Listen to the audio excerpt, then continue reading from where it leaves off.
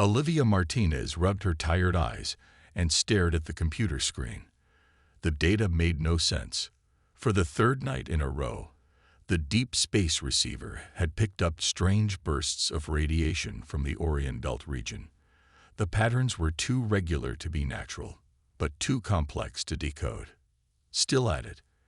asked her colleague Sam as he placed a steaming cup of coffee on her desk. "These signals are driving me crazy," Olivia said. "They look organized but don't match any known cosmic event." Sam leaned over her shoulder. "Maybe it's aliens trying to phone home," he joked. Olivia smiled but didn't laugh. As a senior engineer at NASA's Communications Center, she had learned to take unusual data seriously. Whatever it is, it doesn't fit any pattern in our database. 47 light-years away, aboard the massive Kelthani Council ship, Diplomat Zorax stood before the 7 species representatives. His blue skin glowed faintly in the dim chamber light. "We have sent the standard greeting protocols to the humans for 32 cycles," Zorax reported. "They have not responded." Elder Vexna, the oldest member of the council, waved a tentacled limb in dismissal. "Perhaps they are not ready. Many species require centuries to develop quantum receivers. But their radio technology is advanced," argued Zorax. "They should have detected something." "Patience," counseled Elder Vexna. "We will continue broadcasting on the standard frequencies. It is the way it has always been done." Zorax bowed respectfully but felt troubled. The humans were different from other species the Kelthani had contacted. Their development path seemed unusual, unpredictable. Back on Earth, Commander Alan Ford walked the deck of the U.S. Voyager, a sleek naval vessel hidden from the public eye. The ship looked ordinary from the outside, but its heart was revolutionary. "Are we ready for the test?" Ford asked his executive officer. "Yes, sir. The drive is at full capacity. We can begin whenever you give the word." Ford nodded and picked up the secure phone.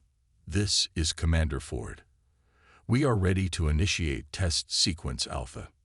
In the control room below deck, engineers monitored screens showing complex equations and power levels. The experimental drive was their best-kept secret, a propulsion system that manipulated gravity itself.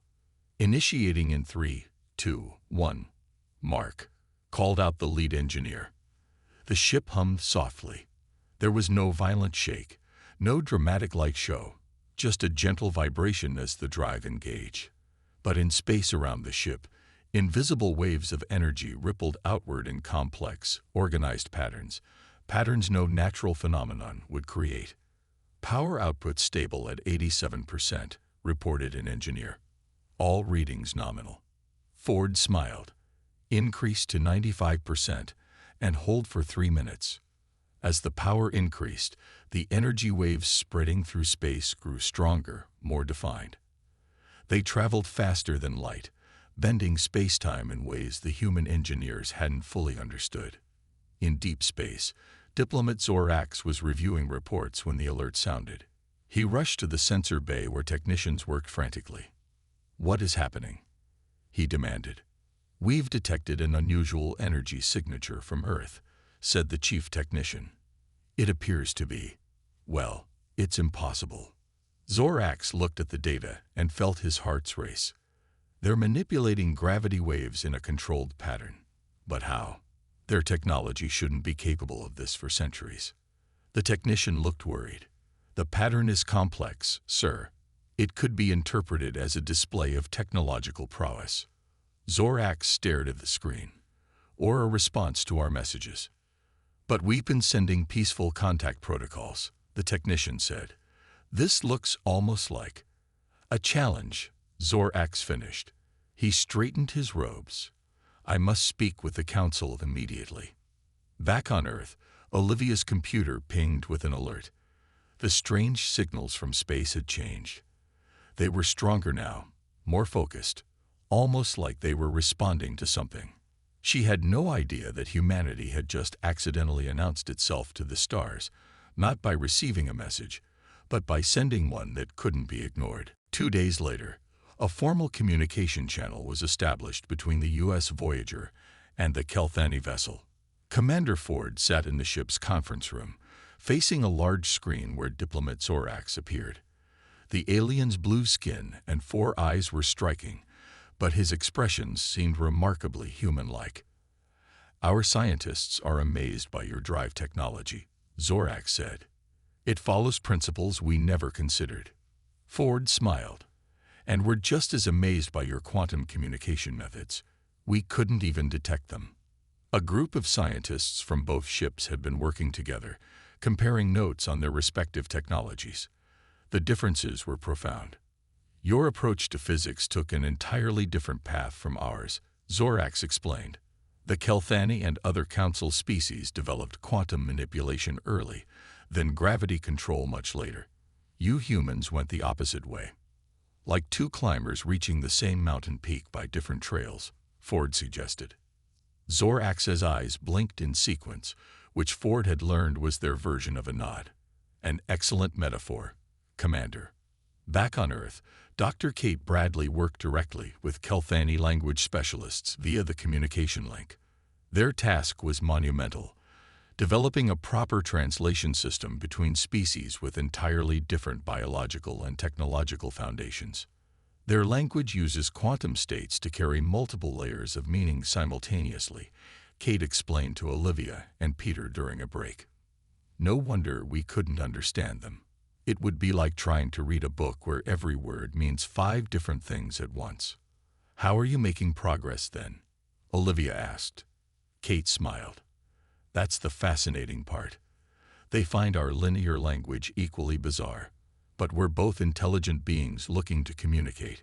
We're creating a new hybrid language system together." In the White House, President Winters received hourly updates. The news of alien contact had not yet been shared with the public. That would come soon, but first, they needed to understand what they were dealing with.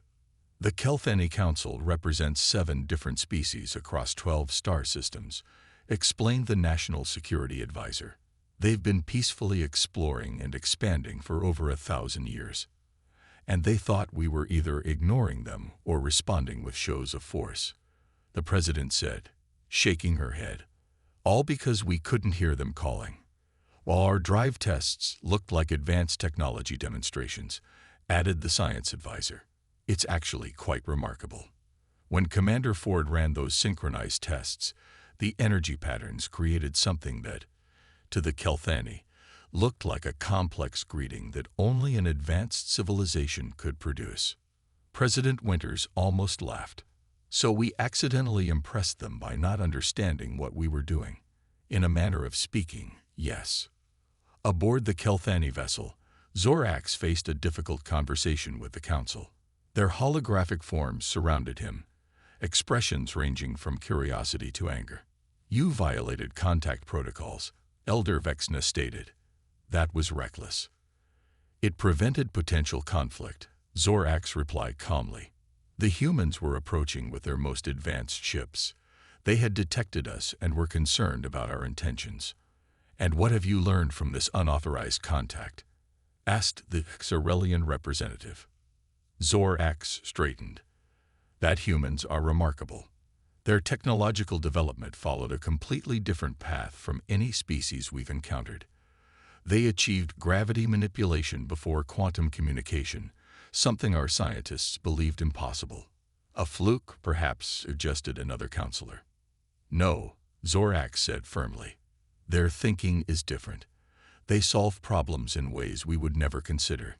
He displayed data from the scientific exchanges. "Look at their approach to physics. They use crude materials and limited computing power, yet achieve results that match or exceed our capabilities in certain areas." The council members fell silent, studying the information. Elder Vexna spoke finally. "This changes our understanding of technological development. If humans approached science so differently yet achieved space travel, what other paths might exist that we haven't considered?" "Exactly," Zorax said. "They don't think like us, and that's precisely why we need them." On the bridge of the U.S. Voyager, Commander Ford and his crew watched as a small shuttle emerged from the Kelthani ship. It was coming to dock with them, carrying diplomat Zorax for the first face-to-face meeting between humans and members of the Kelthani Council. "Make history, Commander," President Winters had told him. "Make good history." Ford straightened his uniform and headed to the airlock. Commander Ford stood on the bridge of the U.S. Voyager, his eyes fixed on the view screen showing the vast emptiness near Neptune. They had been broadcasting the prime number sequence for 6 hours. "Any response?" he asked his communications officer. "Nothing yet, sir." The tension on the bridge was thick enough to cut. Everyone knew they were potentially making first contact with an alien species. "Continue broadcasting and maintain position," Ford ordered. Suddenly, a light flashed on the communications console. The officer's eyes widened. "Sir, we're receiving a transmission. Standard radio waves." Ford straightened his uniform. On speakers, a clear voice filled the bridge, speaking perfect English. "We come in peace. We have been calling. You have been answering with power. Let us talk." Complete silence fell over the crew. Ford found his voice first. "Record and verify that transmission. Send it immediately to Earth." His executive officer whispered, "They speak English." "They've been studying us," Ford realized, "monitoring our broadcasts, learning our language." The communications officer looked up. "Sir, Earth is demanding immediate confirmation. President Winters is being notified." Ford took a deep breath. Tell them we've made contact." In the White House Situation Room, chaos erupted as the message was played. Military officers spoke over each other, while intelligence analysts frantically took notes. President Winters raised her hand for silence. "What are Commander Ford's orders?" Admiral Rogers cleared his throat. "To observe and report, Madam President. He's awaiting your instructions on how to proceed." "Do we answer?" asked the Defense Secretary. Kate Bradley, called in as a linguistic expert, spoke up. "They've made the first move using our language. It would be a sign of good faith to respond." "It could also be a trap," warned a general. "They might be trying to draw our ships closer." President Winters considered for a moment. "What does the message mean by 'you have been answering with power'?" Olivia and Peter exchanged glances. "The drive tests," Olivia explained. "They've been interpreting our experimental drives as some kind of response or message.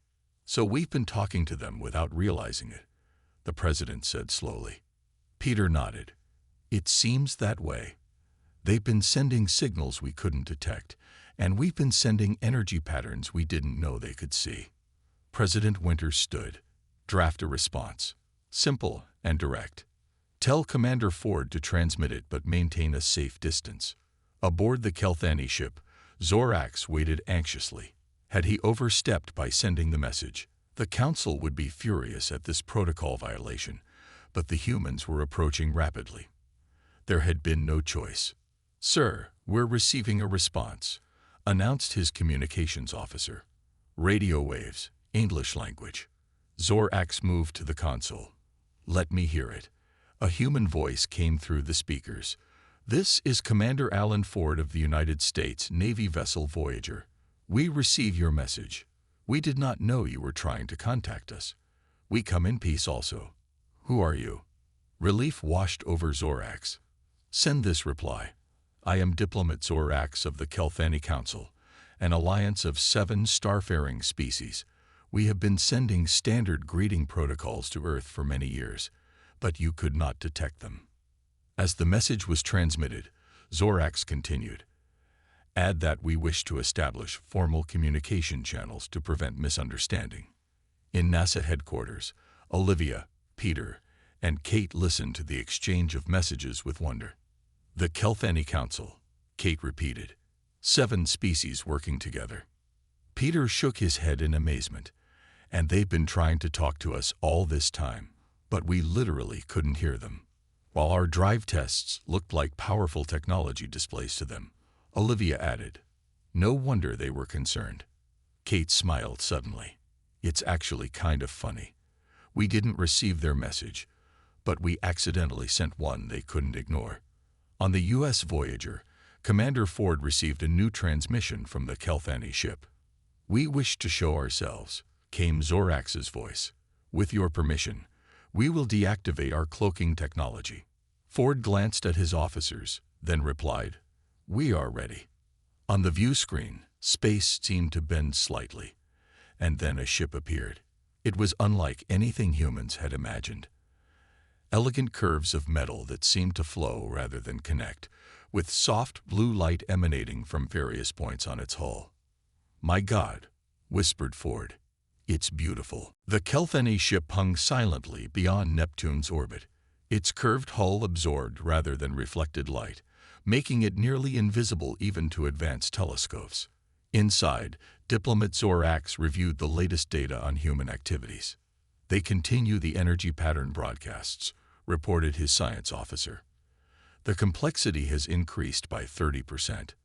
Zorax studied the visual representation of the human signals. And still no response to our communication attempts." "None, sir. They show no awareness of our standard protocols." Zorax frowned. How could they develop gravity manipulation without basic quantum communication technology? It defies the normal advancement path. "Perhaps they followed a different evolutionary branch of physics," suggested the science officer. "One we haven't encountered before." This thought troubled Zorax deeply. The Kelthani Council had contacted 17 different species across the galaxy. All had followed predictable technological paths. But humans seemed to be breaking the rules. At NASA headquarters, Olivia's team gathered around a large screen showing strange gravitational readings near Neptune. "The instruments must be malfunctioning," said one technician. "These readings make no sense." Dr. Kate Bradley studied the data with narrowed eyes. "It's almost like something's there, but not there." "Run the diagnostics again," Olivia ordered, "and cross-check with other observatories." Peter arrived late, carrying a secure tablet. "Sorry, had to get special clearance for this." He connected the tablet to the main screen. "The Navy conducted their synchronized drive test last night." The screen filled with energy patterns from the test. The room fell silent as everyone saw the clear similarities to both their cosmic signals and the Neptune anomaly. "What does it mean?" Kate asked finally. "I don't know," Olivia admitted, "but we need to brief the director immediately." Commander Ford stood on the bridge of the U.S. Voyager, watching as his small fleet of 3 ships moved in perfect formation. The experimental drives were operating at 98% efficiency, creating complex gravity patterns that ripple through space. "Phase 3 test beginning in 3 minutes, announced the communications officer. Ford nodded. The pressure from above was intense. Demonstrate practical applications or lose funding. He had pushed the engineers to design a test that would show the drive's capabilities in a way even politicians could appreciate. "All ships confirm ready status," reported his executive officer. "Begin countdown," Ford ordered. As the test began, the 3 ships activated their drives in a carefully orchestrated sequence. The gravity waves they produced didn't just ripple outward, they interacted, creating complex patterns that folded space in new ways. Aboard the Kelthani ship, alarms blared. The science team rushed to their stations as readings spiked across all instruments. "What are they doing?" demanded Zorax, staring at the screens in disbelief. "The humans have created a synchronized gravity field," explained the chief scientist. "The pattern suggests technology at least 3 centuries beyond what we believed they possessed." "Could this be a weapon?" asked Zorax's security officer, eyes wide with concern. The scientist hesitated. "Unknown. It could be a propulsion system, a communication method, or, yes, potentially a weapon. What's alarming is that they're achieving effects our scientists have only theorized." Zorax made a decision. "Send an emergency update to the Council. The humans are either concealing their true technological level or have made a revolutionary breakthrough. Either way, we need to reassess our approach." In the Council chamber, Elder Vexna received the report with growing concern. The other representatives watched as the human energy patterns played across the holographic display. "These patterns," said the Xarelian representative slowly, "they almost seem to be a response to our standard protocols." "Impossible," argued another counselor. "They can't detect our quantum communications." Elder Vexna's many eyes blinked in sequence, a sign of deep thought. "Perhaps they aren't responding to what we're saying, but to the fact that we're speaking at all. Perhaps they've detected some echo of our presence." "What do you suggest?" asked a counselor. "Let us watch a while longer," Vexna decided, "but prepare for the possibility of direct contact. These humans are not what we expected." Olivia Martinez rubbed her tired eyes and stared at the computer screen. The data made no sense. For the third night in a row, the deep space receiver had picked up strange bursts of radiation from the Orion Belt region. The patterns were too regular to be natural, but too complex to decode. "Still at it?" asked her colleague Sam as he placed a steaming cup of coffee on her desk. "These signals are driving me crazy," Olivia said. "They look organized but don't match any known cosmic event." Sam leaned over her shoulder. "Maybe it's aliens trying to phone home," he joked. Olivia smiled but didn't laugh.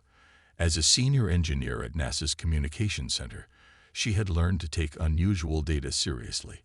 Whatever it is, it doesn't fit any pattern in our database. 47 light-years away, aboard the massive Kelthani Council ship, Diplomat Zorax stood before the 7 species representatives. His blue skin glowed faintly in the dim chamber light. "We have sent the standard greeting protocols to the humans for 32 cycles," Zorax reported. "They have not responded."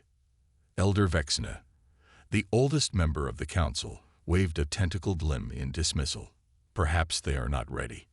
Many species require centuries to develop quantum receivers. But their radio technology is advanced," argued Zorax. "They should have detected something." "Patience," counseled Elder Vexna. "We will continue broadcasting on the standard frequencies. It is the way it has always been done." Zorax bowed respectfully but felt troubled. The humans were different from other species the Kelthani had contacted. Their development path seemed unusual, unpredictable.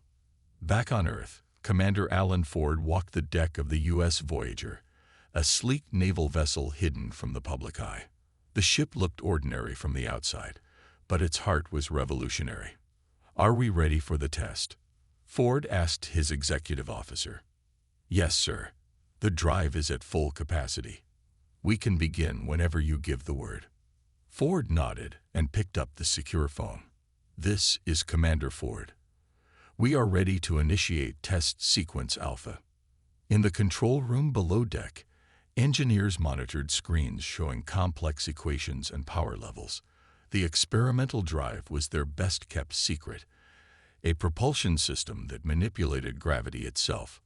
"Initiating in 3, 2, 1, mark," called out the lead engineer. The ship hummed softly. There was no violent shake, no dramatic light show, just a gentle vibration as the drive engaged. But in space around the ship, invisible waves of energy rippled outward in complex, organized patterns no natural phenomenon would create. "Power output stable at 87%, reported an engineer. "All readings nominal." Ford smiled. "Increase to 95% and hold for 3 minutes." As the power increased, the energy waves spreading through space grew stronger, more defined. They traveled faster than light, bending space-time in ways the human engineers hadn't fully understood. In deep space, Diplomat Zorax was reviewing reports when the alert sounded. He rushed to the sensor bay where technicians worked frantically. "What is happening?" he demanded. "We've detected an unusual energy signature from Earth," said the chief technician. "It appears to be, well, it's impossible." Zorax looked at the data and felt his heart race. They're manipulating gravity waves in a controlled pattern. But how? Their technology shouldn't be capable of this for centuries. The technician looked worried. "The pattern is complex, sir. It could be interpreted as a display of technological prowess." Zorax stared at the screen. Or a response to our messages.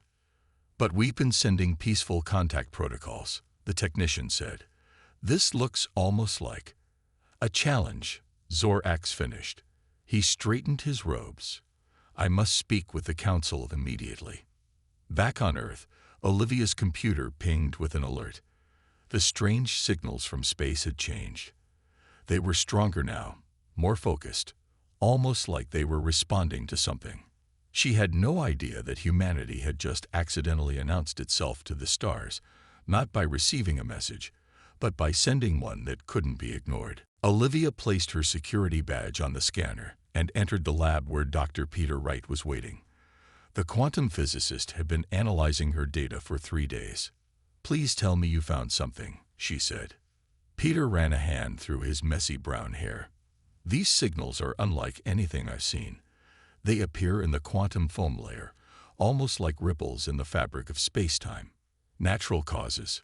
Olivia asked, though she already suspected the answer. Not likely. The pattern has mathematical precision. Peter brought up a 3D model on his screen. See these repeating sequences?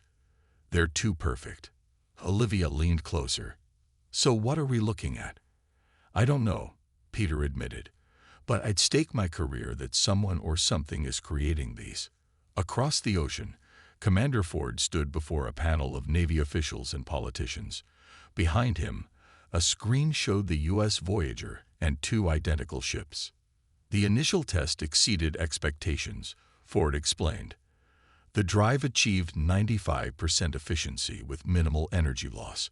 We're ready to proceed with Phase 2. Admiral Harris nodded. And the budget concerns? Ford tensed. Sir, this technology could revolutionize naval capabilities. We need to expand the testing, not cut it. The Treasury Department disagrees, said a stern-faced woman in a gray suit. Unless you can demonstrate practical applications beyond theoretical propulsion, your funding will be halved next quarter. Ford clenched his jaw. Then let me show you what these ships can do together. 3 vessels running synchronized drive tests would prove the system's stability for fleet deployment. After a moment of silence, Admiral Harris nodded. Approved. You have 2 weeks. In the depths of space, the Kelthani Council chamber was in uproar. 7 different species argued in their native tongues while translators struggled to keep up. The humans have responded with a display of gravitational technology, shouted a reptilian counselor. They are clearly more advanced than we thought. Or more dangerous, hissed another. Diplomat Zorax raised his 4-fingered hand for attention. We don't know if this was a response to our messages. It could be coincidence. Elder Vexna's voice cut through the noise. Coincidence or not, we must determine their true capabilities. Diplomat Zorax, prepare your ship for observation duty. Take a position at the edge of their solar system. What of the contact protocols?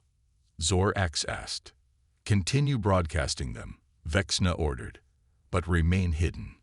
If the humans are testing us, we must know before formal contact. 3 days later, Olivia was awakened by her phone. It was Peter. You need to get to the lab right now, he said, his voice tight with excitement. 20 minutes later, she stood staring at his monitor. What am I looking at? The Navy conducted some kind of test last night. Classified, but I have friends. Peter grinned. Look at the energy signature.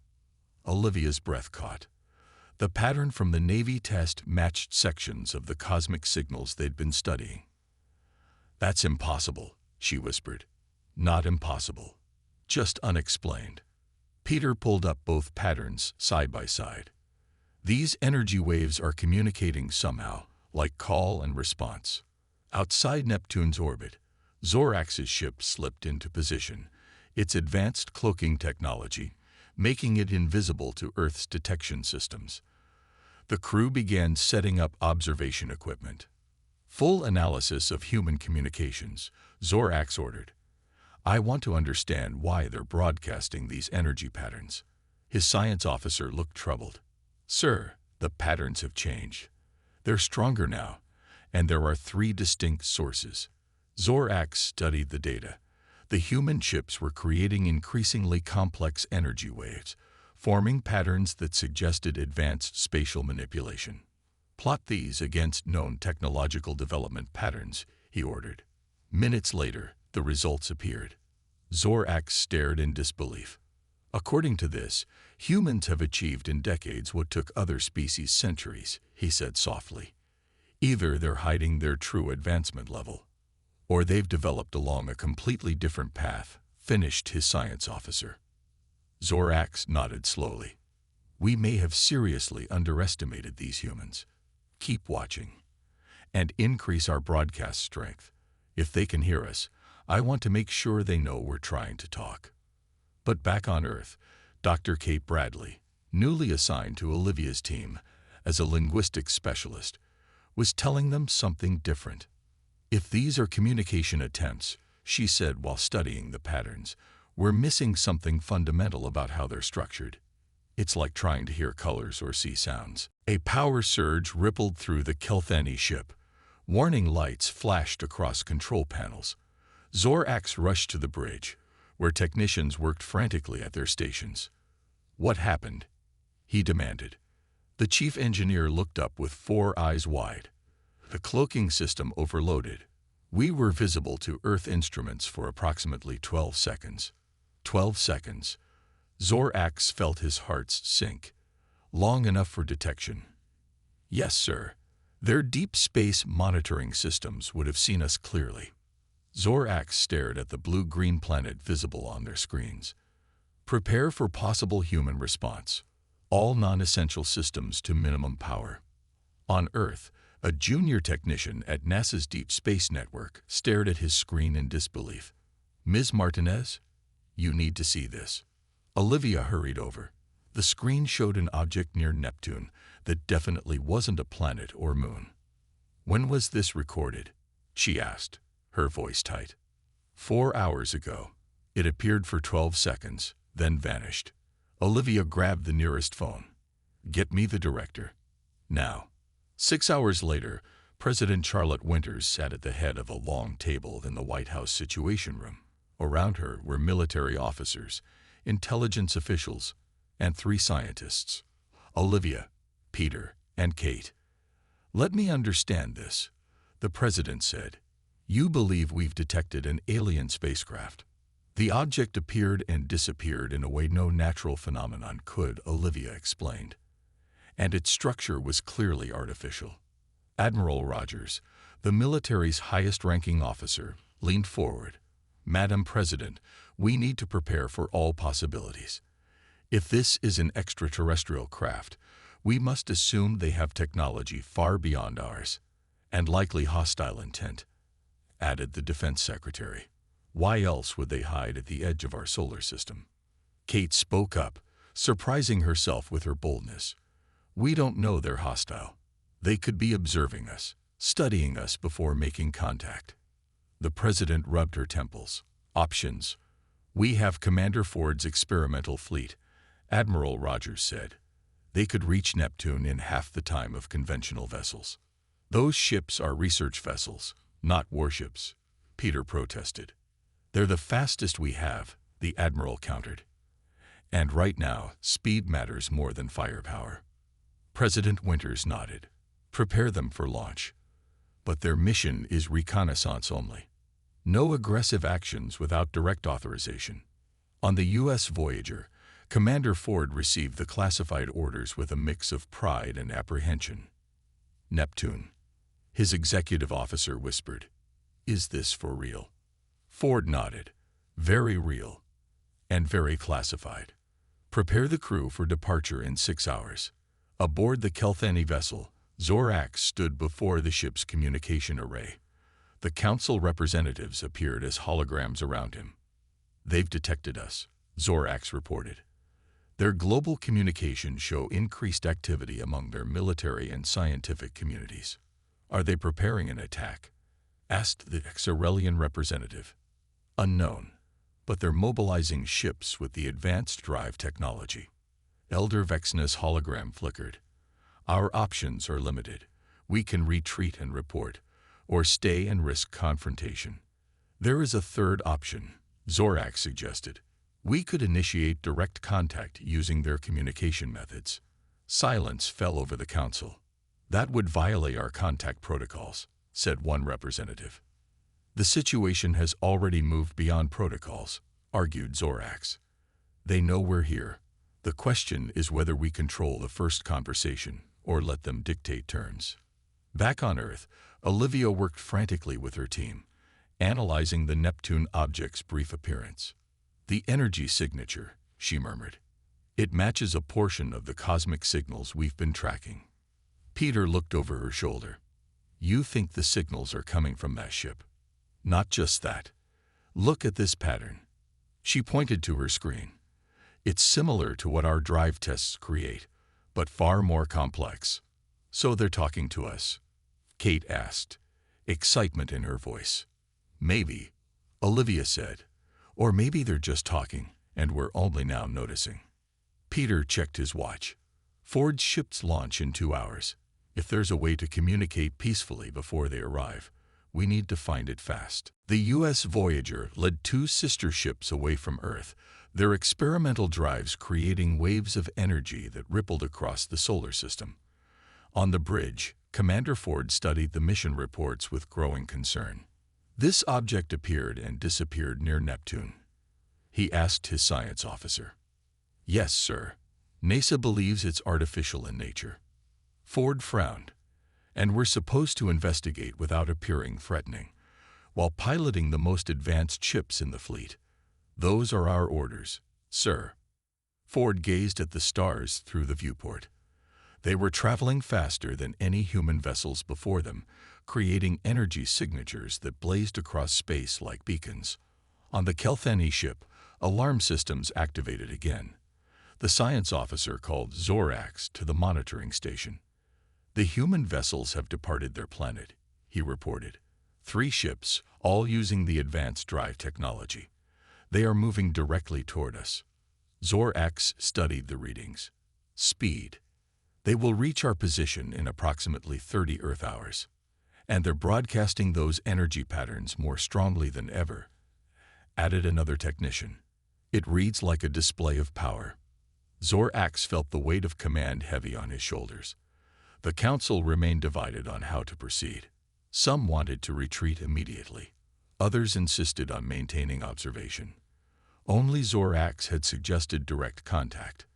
Continue broadcasting our peaceful intentions on all standard frequencies, he ordered, and prepare a message using their radio technology. The science officer looked shocked. Sir, that violates Protocol 7 of the contact directives.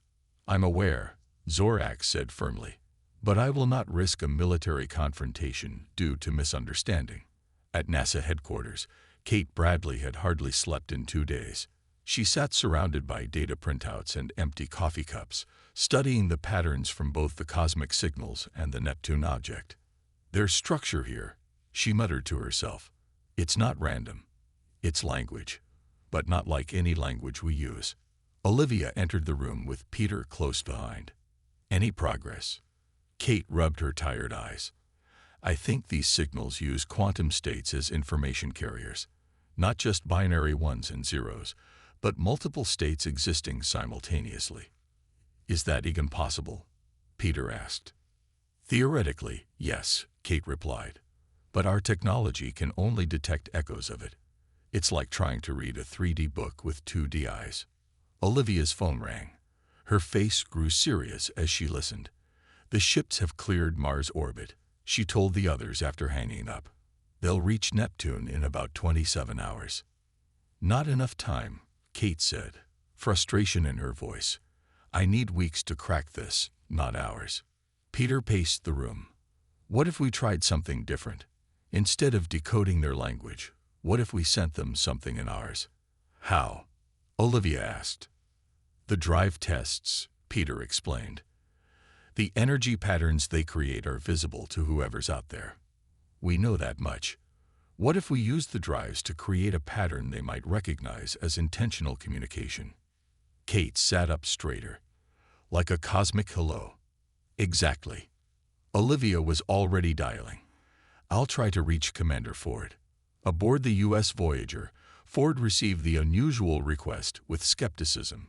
You want us to modify our drive output to create what pattern? The simplest mathematical sequence we know, came Olivia's voice over the secure line. Binary representation of prime numbers. 1, 2, 3, 5, 7, 11. And you think aliens will recognize this as communication? Prime numbers aren't cultural, Commander. They're universal. If they're advanced enough to travel here, they'll recognize a deliberate mathematical sequence. Ford considered his orders. Investigate without appearing threatening. This might help with the not threatening part. We'll do it, sending the sequence once we're closer. In the quiet of deep space, Zorax reviewed the message his team had prepared in basic radio waves, using the human English language gleaned from their broadcasts. It was simple. We come in peace. We have been calling. You have been answering with power. Let us talk. Before he could approve transmission, his science officer burst into the room. Sir, the human energy patterns have changed. He displayed the new readings. They're broadcasting a sequence of prime numbers. Zorax felt a surge of hope. A deliberate message. It must be. This cannot be coincidence. They're trying to talk to us, Zorax said softly. After all this time, they're finally trying to talk to us.